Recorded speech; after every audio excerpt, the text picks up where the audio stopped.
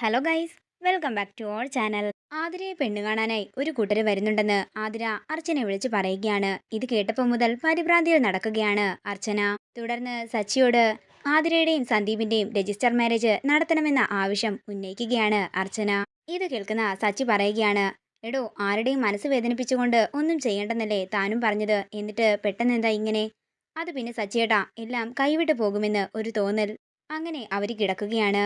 തുടർന്ന് സച്ചി എന്തോ എടുക്കാനായി കബോർഡ് തുറക്കുമ്പോൾ അവിടെ അർച്ചനയുടെ ഡയറി ഇരിക്കുന്നത് കാണുന്നു. അർച്ചന ഉറങ്ങിയെന്ന് മനസ്സിലാക്കുന്ന സച്ചി ആ ഡയറി എടുത്ത് വായിക്കാൻ തുടങ്ങുന്നു. തന്റെ വിവാഹം നടന്ന നാളു മുതൽ ഉള്ള എല്ലാ കാര്യങ്ങളും അർച്ചന അതിലെഴുതിയിട്ടുണ്ടായിരുന്നു. സച്ചിയോട് തനിക്കുള്ള കടലോളം സ്നേഹത്തെക്കുറിച്ചും അതിൽ വിവരിച്ചിട്ടുണ്ടായിരുന്നു. എല്ലാം വായിച്ച് സങ്കടത്തോടെ സച്ചി അർച്ചനയെ നോക്കുന്നു. ഇനിയും താൻ അർച്ചനയെ വേദനിപ്പിക്കാൻ പാടില്ല എന്ന് മനസ്സിൽ പറഞ്ഞുകൊണ്ട് സച്ചി ആതിരയുടെയും സന്ദീപിന്റെയും കല്യാണത്തിനായി സമ്മതം മൂളുകയാണ്. അങ്ങനെ ആതിരയുടെയും സന്ദീപിന്റെയും രജിസ്റ്റർ മാരേജിന്റെ ദിവസം വന്നെത്തിയിരിക്കുന്നു.